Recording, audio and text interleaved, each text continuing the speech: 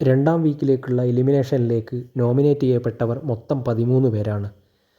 അതിൽ 6 വോട്ടുമായി ശൈത്യ, 5 വോട്ടുമായി ശരത്ത്, 4 വോട്ടുമായി ജിസേൽ, 4 വോട്ടുമായി അനുമോൾ, 4 വോട്ടുമായി ബിന്നി, 4 വോട്ടുമായി നെവിൻ, 3 വോട്ടുമായി ആദില നൂറ, 3 വോട്ടുമായി ആര്യൻ, 2 വോട്ടുമായി ബിൻസി.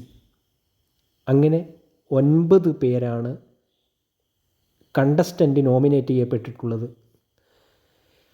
ഇതുകൂടാതെ 2 പേർ നേരത്തെ ഈ വീക്കിലേക്ക് നോമിനേറ്റ് ചെയ്യപ്പെട്ടിരുന്നു, ഷാനവാസും അക്ബറും.